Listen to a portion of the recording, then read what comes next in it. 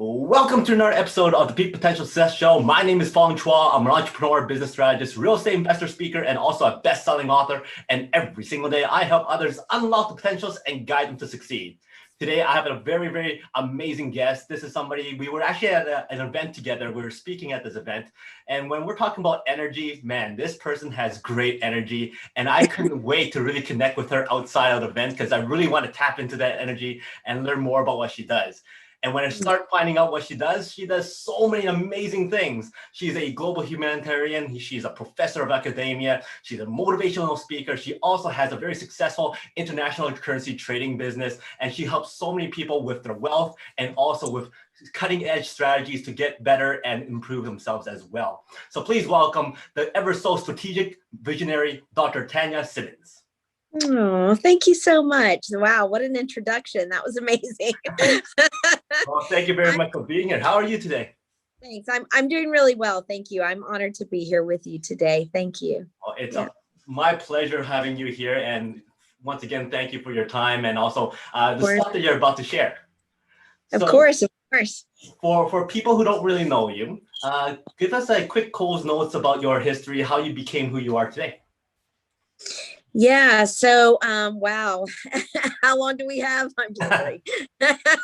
As long as you want to share, it's all yours. Well, I would say that I've overcome a lot of adversity, a lot of different struggles, like we all have in ways. But I think that, from the point of when I was 6 years old, I always knew that I wanted to go into healthcare.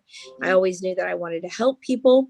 And so I've been in healthcare for about 27 years now. In nursing. And so with a background in neuroscience oncology and ENT oncology, I currently live in Columbus, Ohio. And so we traveled when I was young, we traveled the world, did different things. My dad is also an international scholar.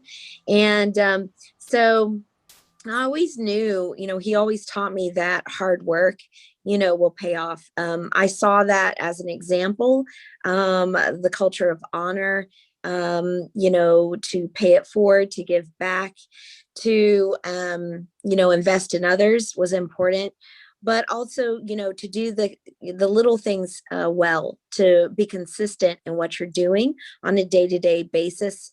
Discipline obviously was instilled in my life and at a young age. Also, we don't try to do things, we do them. And so a spirit of excellence, obviously was instilled in my life. And I saw that on a day-to-day basis before me. Now, so I married young. I was widowed at 22. I'm just giving you highlights. I have 3 children, gorgeous children, 2 adults. Hannah is 28. She's married with 5 beautiful girls. And so I have 5 beautiful grandchildren. And I have a set of twins as well from them. And my son is 27 and he's doing very well. He's an entrepreneur as well. And he's doing very, very well. So I'm very proud of him. And I have a daughter. She's 11, little Miss Ava Grace. She is so fun and beautiful. And so she is doing entrepreneurship as a young child, and so she's developing some ideas and businesses even now. Wow. Yeah. So I'm very, very proud of her. Just to let you know, I've overcome a lot. Like I said, I was a single mom. I raised 2 to 3 children on my own. And it taught me a lot. I could walk into a room with a single mother, understood their struggles at the age of 22, even to now. And then I also could walk into a room of 60, 70-year-olds who were widowed, and I could understand their struggles as well at 22. Wow. So that was a little different for me, right? Yep. But I love people. I love taking care of people and helping people succeed. So I graduated nursing school early with honors, went on, established a great career in nursing. But then I hit a pivot. I hit a point in my career where I knew that there was something more. There was something more that I wanted to do. I wasn't tapping into my full potential. And I knew that inside. I knew that. And there was a discontentment that was inside me. And I looked around me and it seemed like everyone was content, either content or just put it on coast, so to speak. They were comfortable, so to speak, right? Not judging that in any way, not judging that. But for me, I knew that I would never be fulfilled that way. So I made a pivot and I made a choice. I made a decision to go for what was really in my heart and take the limits off and truly go for what was in my heart. And so I did that, and it caused me to step outside of my boundary, my comfort zone. I had to dig deep in courage. There were things I didn't know, I didn't foresee, and some definitely challenges there in making the transition. So yeah, I started networking with like minds, people of like hearts and like purpose, good alignment, and things just literally picked up with momentum. Doors started opening, opportunities started chasing me. Because I think that when you're in your sweet spot and your spot of purpose, then things just gravitate toward you. Honestly, the law of attraction, the law of manifestation, comes into play, and it just boom, boom, boom. Now, was that all easy? No. So in the midst of that, I've done multiple things, got multiple awards around the world, which I'm very thankful for. And I feel very honored, for those awards, and I'm not going to list them all, but there are a lot. And so I'm very thankful for those. But the main thing that I want to be known for is making impact in people's lives through love and through charity and through, honestly, just helping people, making sure that people feel the impact of my love, and the power of that is important to me. Wow. So yeah, so I started a foundation called Healing for the Nations. We plant schools. We planted a school in Pakistan. We now have over 100 children. We do water wells. We're looking to partner now in Nepal and Greece and Africa as well. We're also looking to go into the Gaza Strip. And I have a meeting actually later today with the president of the foundation that actually does work there. So we're hoping that opens up for the children in Gaza.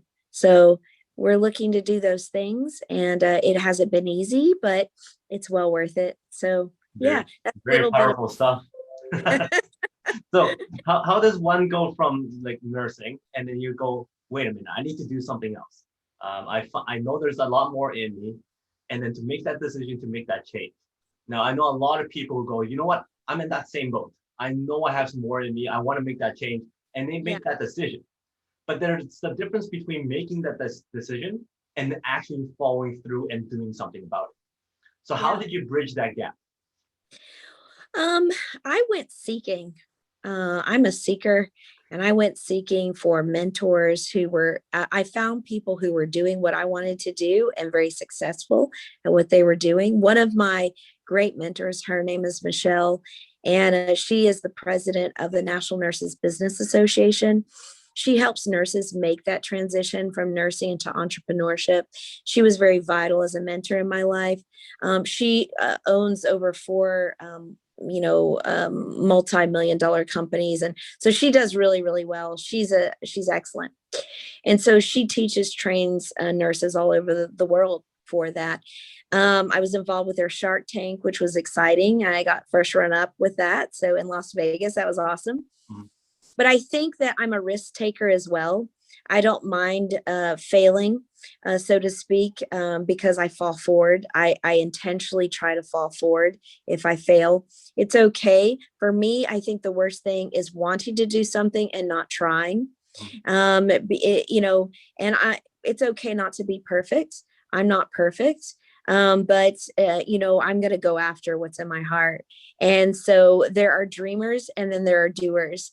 And so I think you can have a dream, but you don't necessarily push forward to go after it.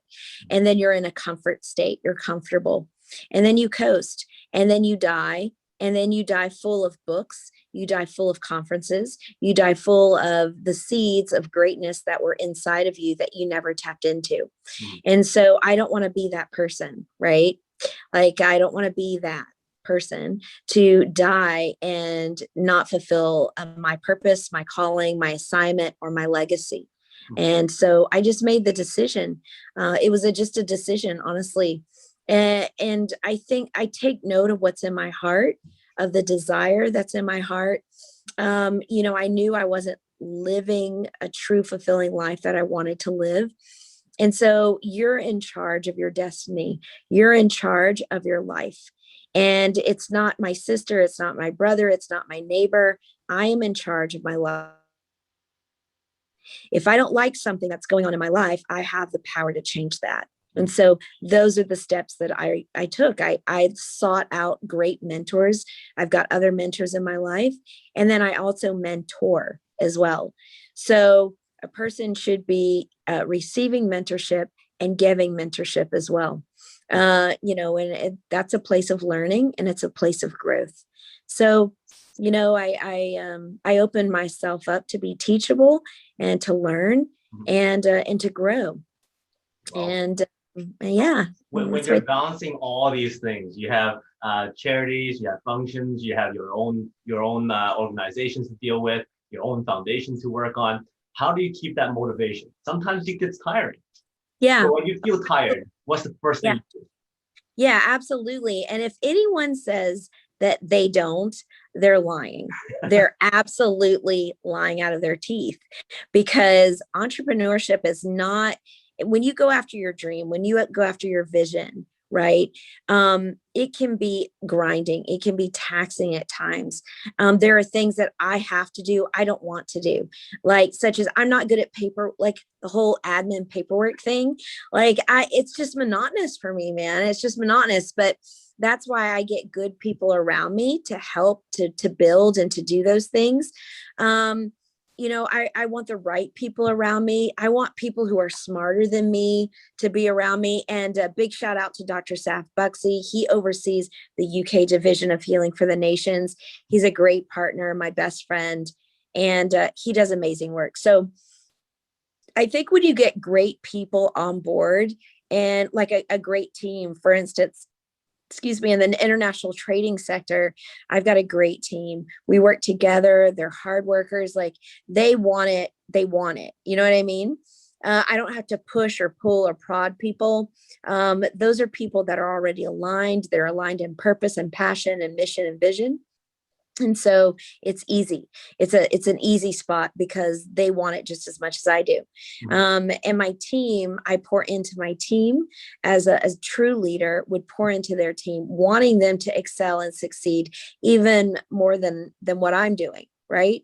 So I want to raise up leaders. I want to raise up people who are stronger, more capable and competent than me. As far as to answer your question, how do I manage when I get tired? I just had to do that actually this past week. I have been working very, very hard, and I hit a wall, and I recognize that. In fact, I was tired yesterday and I took some rest. And so, you know, we were supposed to do this interview yesterday and I couldn't. I just simply knew I had to rest. So, and people have gotten upset with me about that sometimes. They really have, but they're not in my shoes. Like, they are not living my life. And so it's okay. I've learned it's okay to say, no, I can't do that today. No, that's not in my best interest. I'm going to have to do that some other day. Or I need to take a day out. Or I need to have a big bubble bath and with a great caramel macchiato or a glass of wine and relax and just chill and do nothing. And when I do that, I found out that at first I found out that I felt guilty about it, you know, and I felt like I wasn't doing anything, so to speak. But that was self-care. It's self-care. And I've come to find out, especially being single and having my daughter and doing multiple things and being pulled and living my life intentionally, it's okay for me to take a me day, or, a couple of me days, or go on a vacation and relax. And so those are the things. I love nature. I go outside. The other day, I just spent all day outside, and it recharged me. And so those are the things. I know what recharges me. And when I feel that, because here at the bottom line is, when you work, and you pour yourself and do, you're working the vision, you set your goals, you're achieving, you have to be careful, because that's how people burn out really quickly too. Right. And we're called to, and I love my work. I enjoy it. There's an element of joy and fun, of course, but we're called to enjoy our life. We're called to love our life and love what we do. And if we are burnt out, we become irritated, we become short, and we're not really enjoying, our life to the fullest. So it's best to recharge your emotions. It's best to recharge your mind and your spirit and your physical body, and then go back to it. Mm-hmm. We all need rest. Now, you mentioned before about being in the international currency trade sector. Mm-hmm. Now, that's not very common for nurses, right? Not only is it common for a nurse to get into entrepreneurship, but aside from that, you got into currency trading. So what was it about currency trading that goes, I need to get into that? Yeah, it caught my attention. I've always wanted to learn about candlesticks. I've always wanted to learn about HFX, high frequency trading. I've always wanted to learn about it. And I know that it's an excellent source of income. I also know, because I believe in multiple streams of income, at least 7 to 8. As I'm building my portfolio and as I'm building my wealth, I'm coming into a place of new understanding and new habits and new learning and growing. And I think you can only give what you have and what you've done in your own life. So I wanted to expand. I wanted to learn, and I wanted to grow. And so I knew that was in me. And so I chased it, like I was after it. And so, and then I've been in it ever since. In fact, I just had a wonderful meeting with 2 leading traders last night, one in California, one in Canada. And we are planning to, we're really talking things over, doing things the right way, but we're looking to launch something of our own. And it's going to be phenomenal. It's going to be absolutely revolutionizing. And so we're going to help people grow their wealth and for purpose. So there is when the vision came for me, profit for purpose, because I have seen a lot of people in developing countries, and they were asking me, can you please help me? Can you please send me money? At one point I was doing that. And then I thought to myself, why don't I help people learn how to fish? Why don't I, teach people how to do this themselves? And then that way they'll be able to grow their own wealth, and then they'll be able to help their families, change their communities, and impact their nation. So that was the whole purpose. Mm-hmm. So there's a lot of people who wants to jump into currency trading. What would you say are the top 3 biggest mistakes that people do that don't allow them to succeed in currency trading? Yeah, well, number 1 is a myth. They think it's a get rich quick type of approach. It's not. This takes consistency. It takes hard work. It takes commitment. And if you're not committed and if you're not consistent in your trading, you're not going to be successful.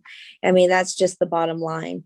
If you think that you're just going to go into trading and you're going to put $100 down and make $2,000 within a couple of days, that's, maybe some people have done it, but it's just not how it is. Some people come into trading thinking, oh, okay, I'll give it 2 weeks and, I'll be rolling in the dough. That's just not how it is.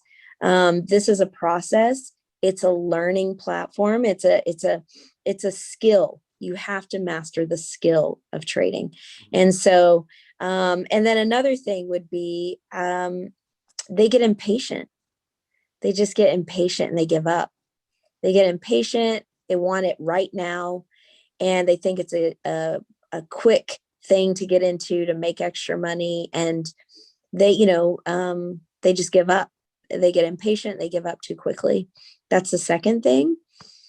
The third thing I think is it's very important to know who you're with, to know who's surrounding you, to know who's speaking into your life, to know their results, to know,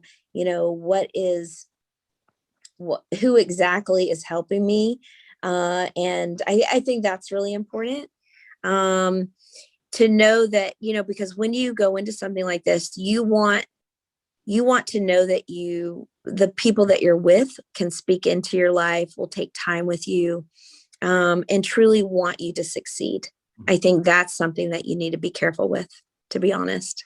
So for people who really want to jump into this, realistically, how much of a time commitment would they have to put into it? And then also how long would it take them usually to see results coming? Because for you, balance learning about all this stuff and being a mom and entrepreneurship, right? Yeah. You can't really say full time because you can only have so many full-time stuff. That's right. That's exactly right. So for me, it took and it still takes discipline. Currently, I have to be very intentional. I was waking up at 6 a.m. and trading with a partner of mine. And we were doing that, and he was helping me. I mean, we help each other. And so I think what I could say to that is, don't just know why. What is your why? I think, what is your why of doing what you want to do? And then focusing on that, being patient with yourself and growing and learning the skill.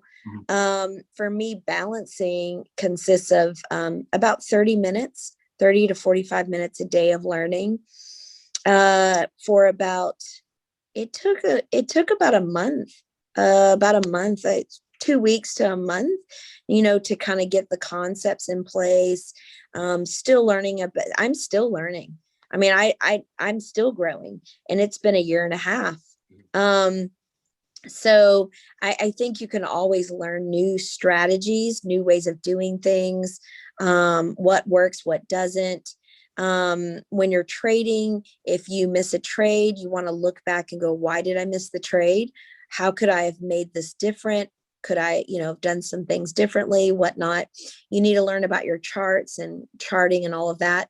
So that takes time, but a person can come in and do it, 30 minutes, 40 minutes a day, if they're consistent with it. If you want to find results, I mean, I could see results within a couple of weeks of being consistent and trading with other stronger traders than me, so to speak. So that helps as well.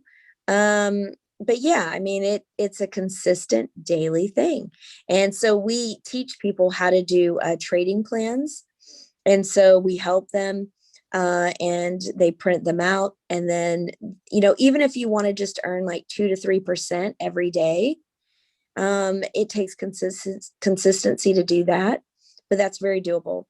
And at the end of 1 year, you'll have, because of the compounded interest, you'll have quite a bit of money at the end of 1 year. If you stick with it, if you continue to do that. Very nice. Now, would you say that because you had a background in nursing, that it gave you benefits when it comes to entrepreneurship and trading? Like, is there certain characteristics that you built or discipline that you built as a nurse and as a doctor to become much more successful in business? Well, I think it goes back to, honestly, what's in your heart. You know what I mean? Like, some people are happy with, whatever they're doing. Some people are happy of just like coasting and chilling. Honestly, that's where they're satisfied. For me, I'm just not like that. Like, the reason why we go into business is to bring solutions to the table and to help people and to add value to their life, right?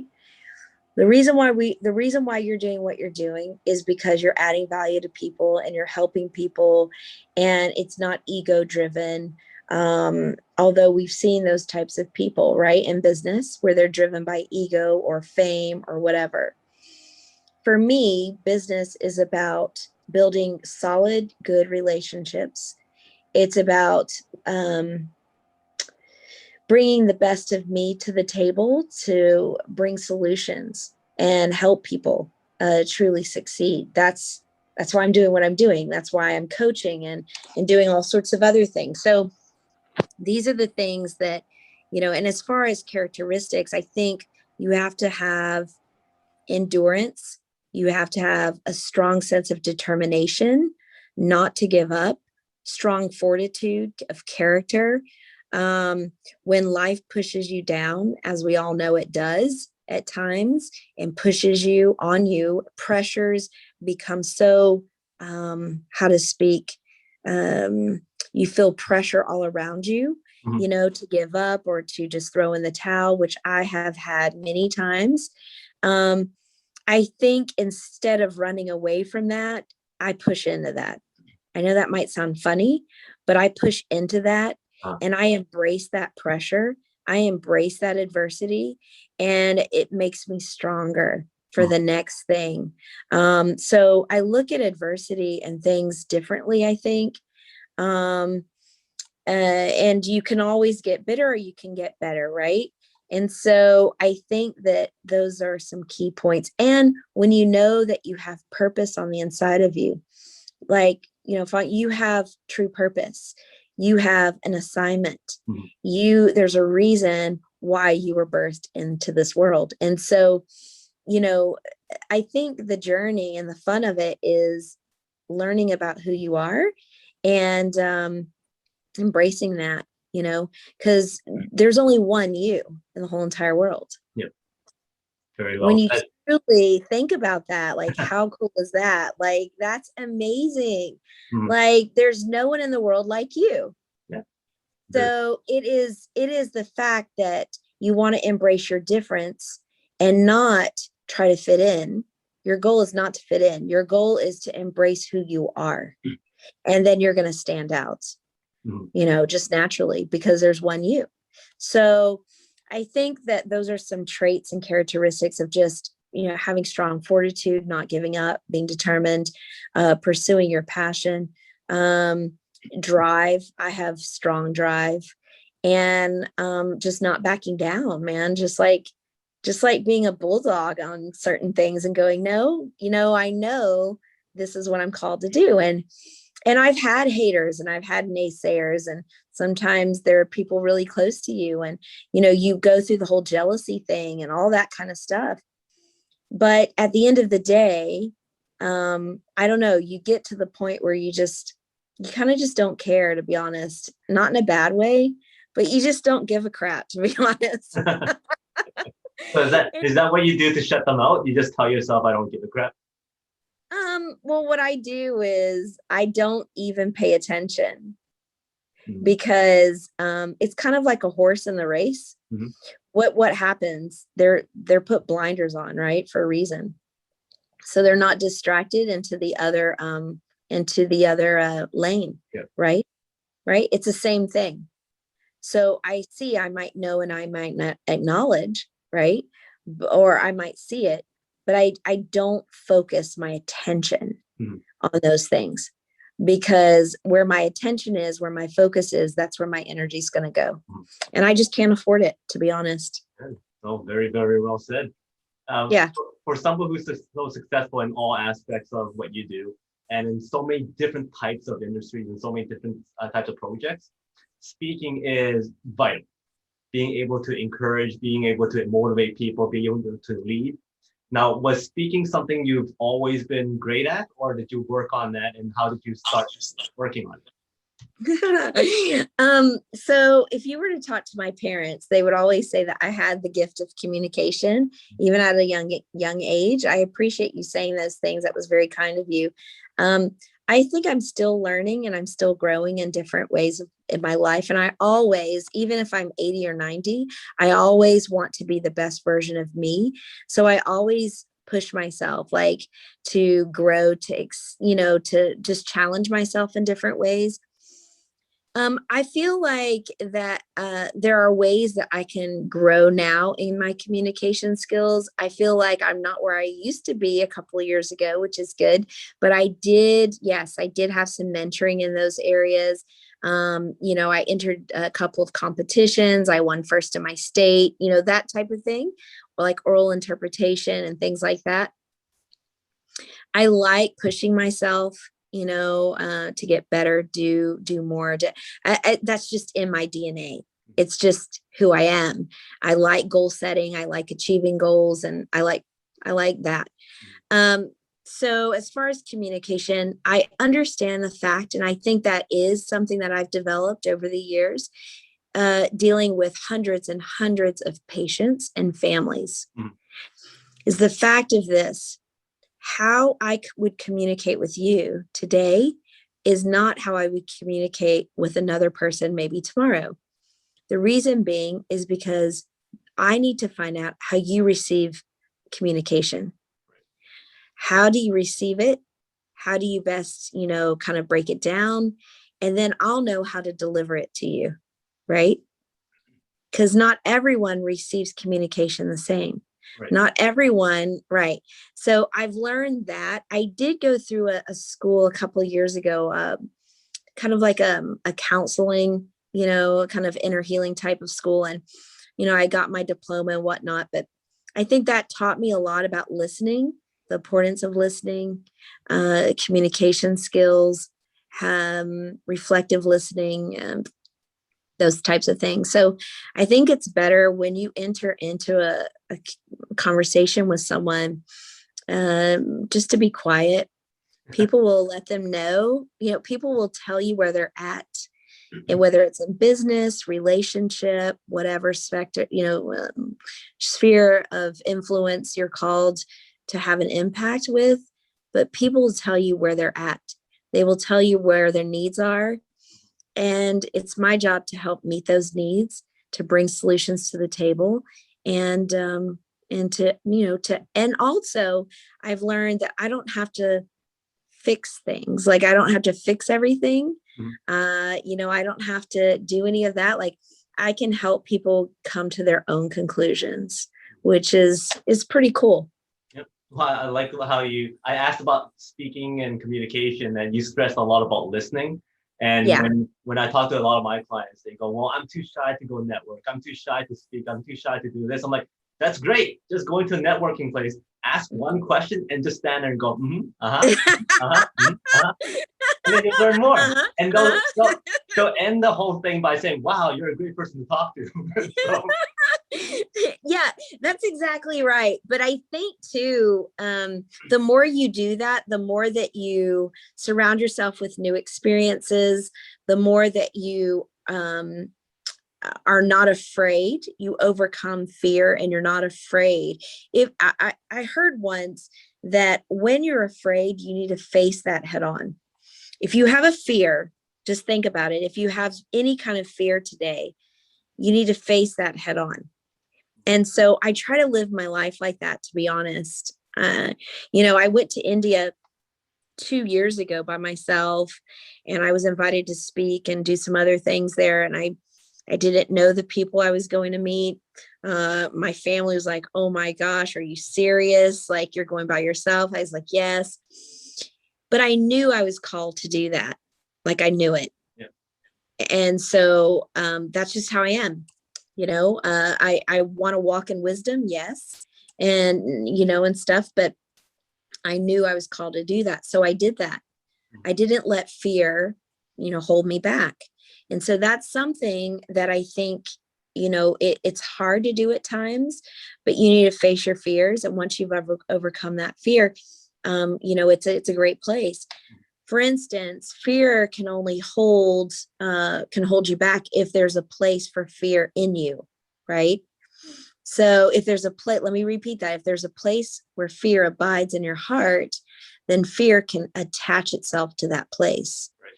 But if there isn't any fear there, then fear can't attach itself there.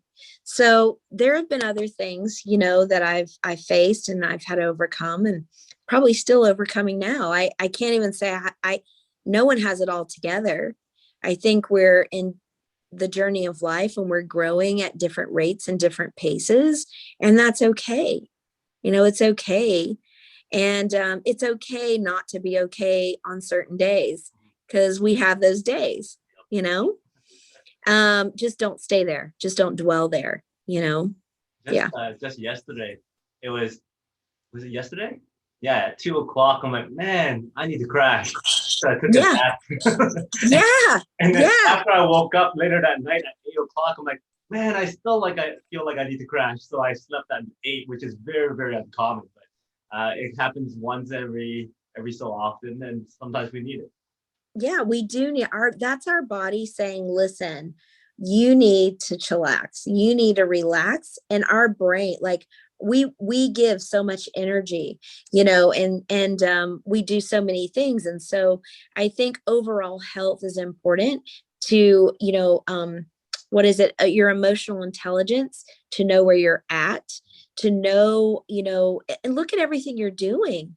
I mean, you're amazing. Like, you're doing so many things. You're giving out all the time, and I see the things that you're doing. And I'm not saying that to like pump you up. I'm saying that to be quite honest. And so I think that it's important that, our nutrition is right, and that we do our best in our nutrition.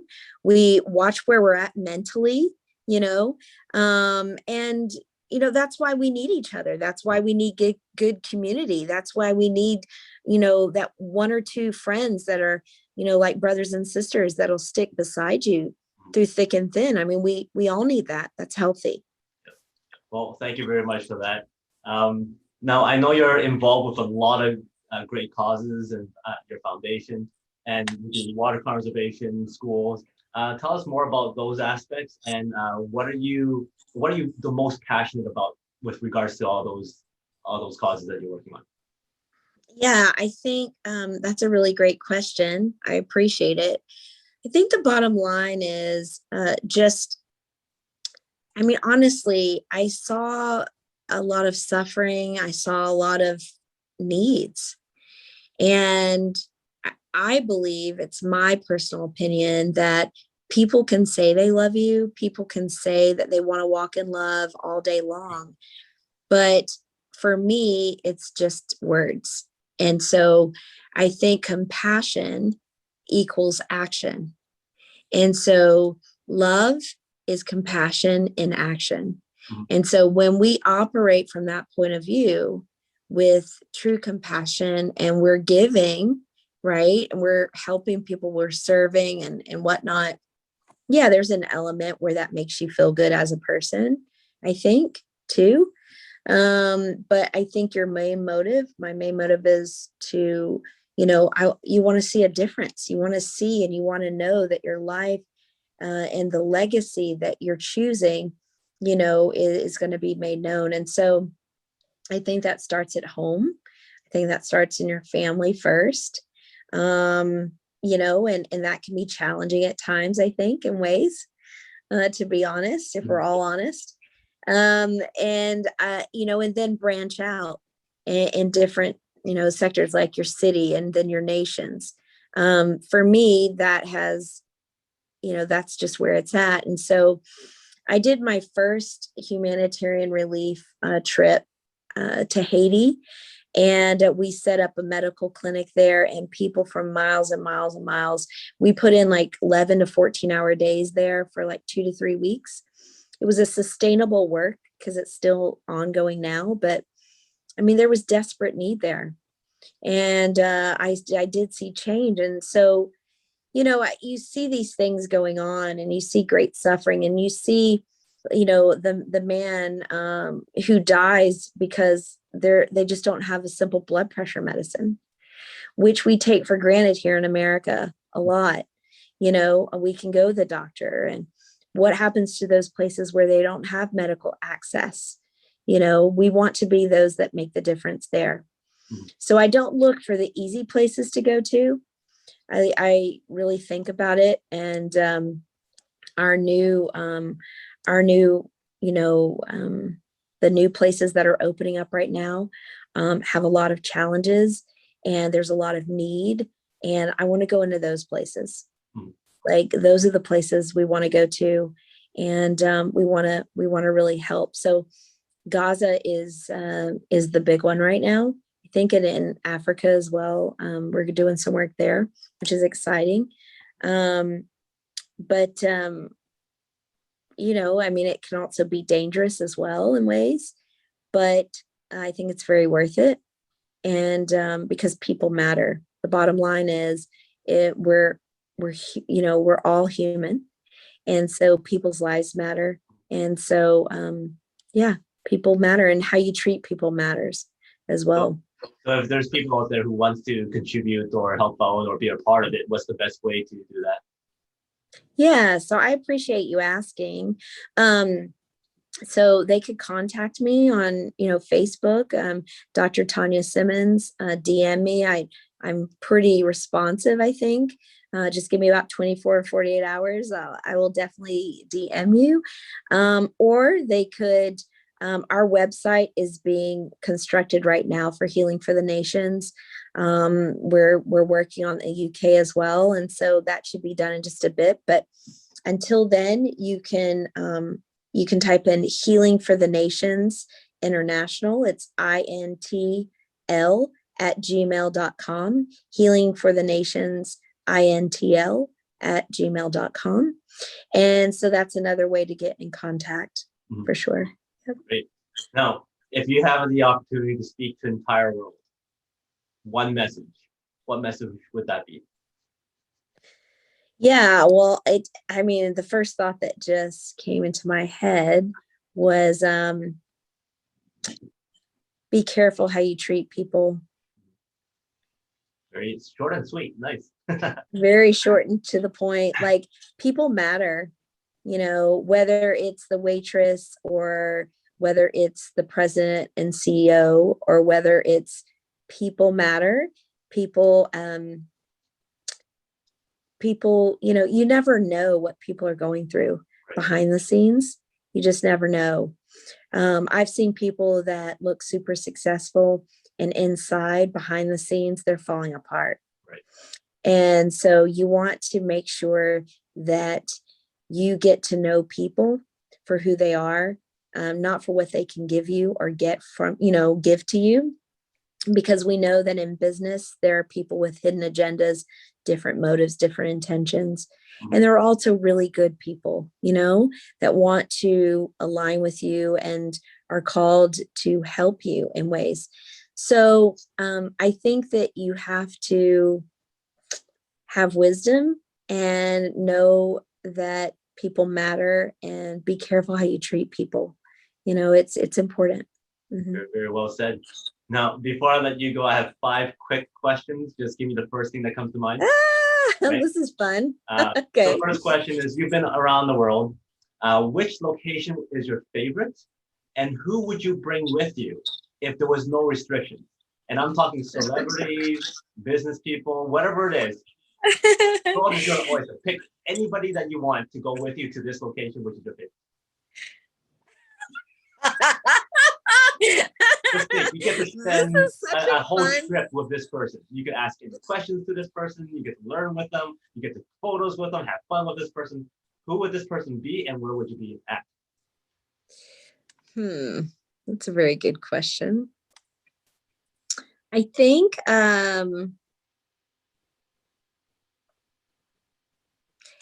who I would love to get to know.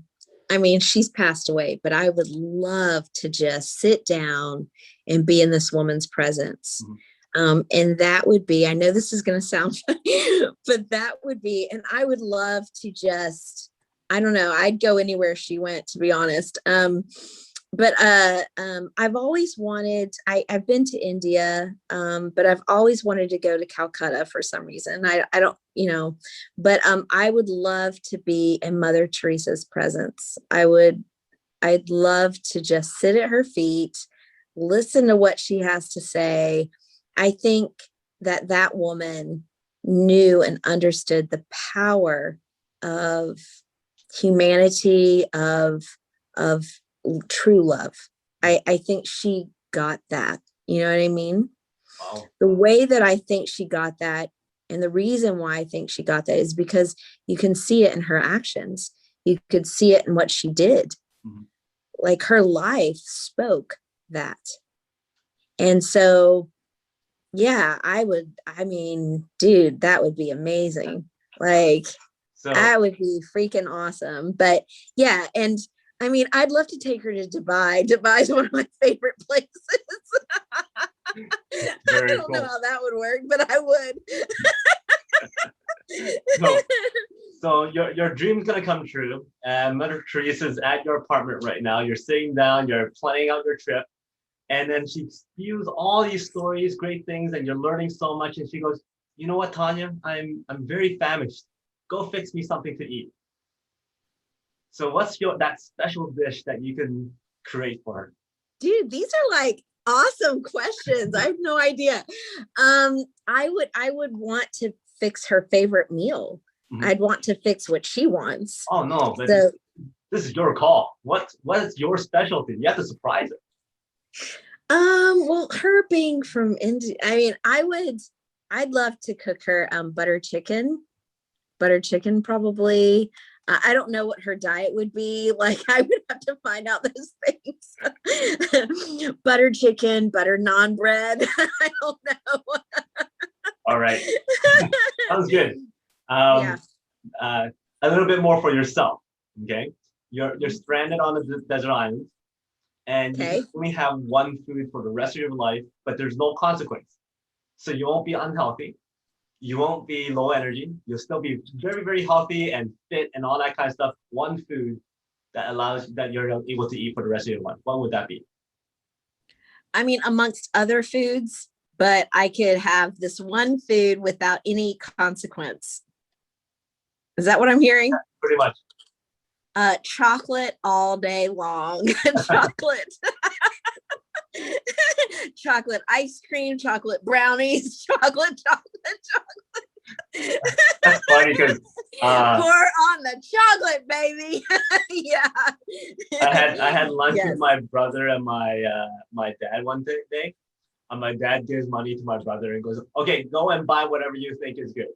So then my brother comes back with a banana slushie, a banana smoothie, and then a banana crepe, and all this other stuff. My dad looks at it, "That's a lot of banana." Goes, "Well, you like bananas, don't you?" I love chocolate. I eat dark chocolate, but I love chocolate. And so that's probably one of the things that if I could eat like unlimited in different ways, I'd enjoy it. All right. You're on that world stage again, and you're asked to do or perform a special talent or a hidden talent. What would that be? And you can't say speaking. I would sing. Can we get a quick little phrase?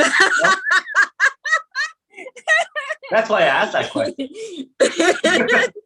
I've sung quite a bit, and I would sing. I love to sing.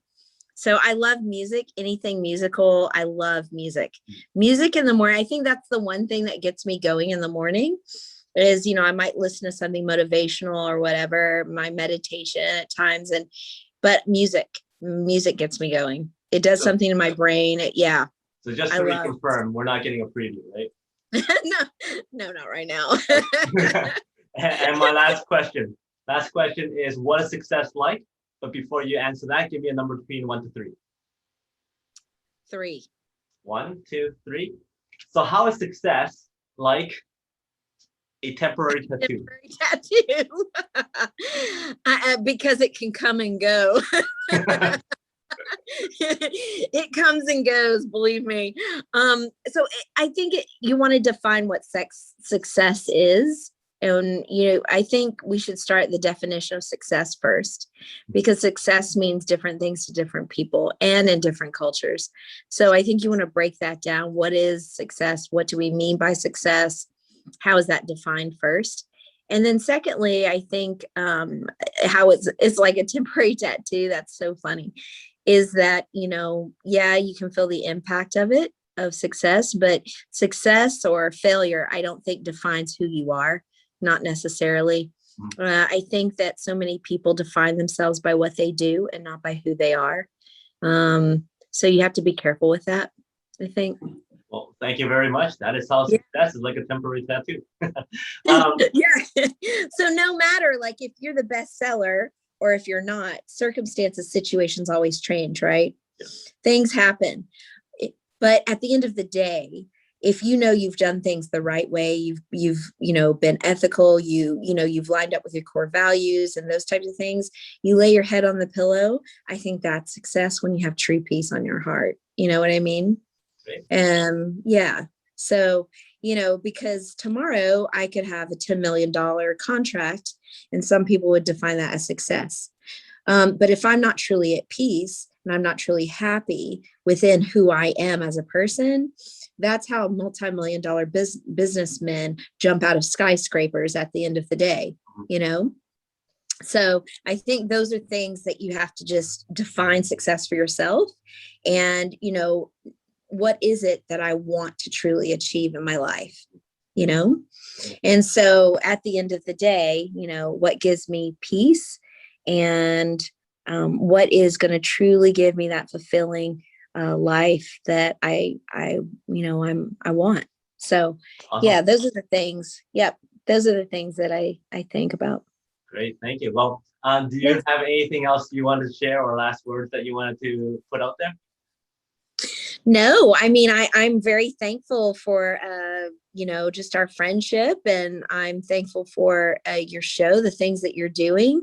I think you're doing great work. Keep up the great work. Be encouraged. Know that, what you're doing matters. It's making a difference in people's lives. And I think that's why you're doing what you're doing. So, yeah. So, no, thank you so much. I appreciate it. And yeah, it was awesome. Thank you very much. For everybody else, if you want to make sure you reach out to Dr. Tania, if you want to help out with her foundation, donate, whatever it is that to contribute, or even reach out for some tips and tricks with regards to trading as well. So I'm sure she'll appreciate getting in touch with everybody. And once again, her name is Dr. Tania Simmons. My name is Fong. Until next time, today is the day to unlock your peak potential. We'll see you later. Bye, guys.